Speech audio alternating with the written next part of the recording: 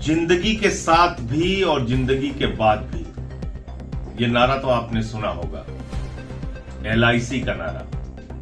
जिस एलआईसी के ऊपर देश के करोड़ों लोगों का भरोसा है, विश्वास है कि अगर हम अपनी गाढ़ी कमाई का पैसा एलआईसी में लगा रहे हैं तो ये हमारी जरूरत पर हमको वापस मिलेगा।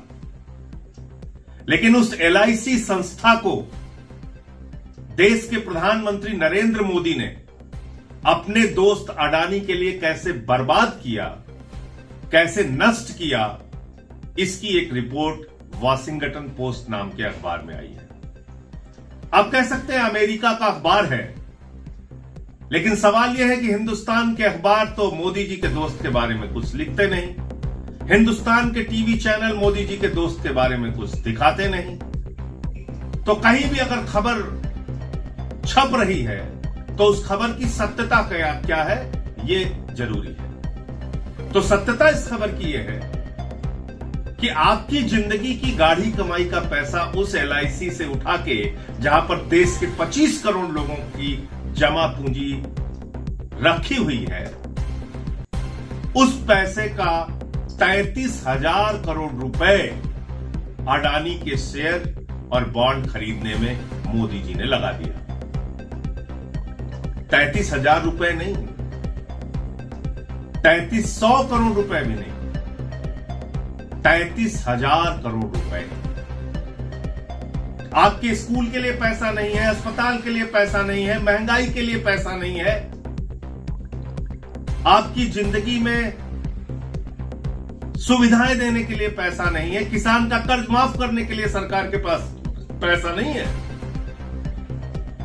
लेकिन अपने दोस्त के लिए सरकार ने खजाना खोल दिया और एलआईसी से कहा हमारा दोस्त डूब रहा है, अडानी डूब रहा है, उसके ऊपर निवेशकों का भरोसा पैदा हो, इसलिए तुम इनके शेयर और बॉन्ड खरीदो।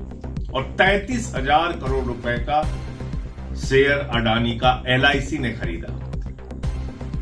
अब आपका भविष्य जिंदगी के साथ और जिंदगी के बाद भी नारा देने वाली एलआईसी से नहीं जुड़ा है, अडानी से जुड़ा। तो आज मैं एक अपील करना चाहता हूं, क्योंकि मैं नया फेसबुक पेज बनाया है और वहां पे आप लोगों को जुड़ने की आवश्यकता है और जुड़कर हमें मजबूत बनाने की आवश्यकता है। तो बिना देरी किए आप मुझे मजबूत बनाने के लिए मेरे फेसबुक पेज को फॉलो कीजिएगा और ज्यादा से ज्यादा शेयर कीजिएगा।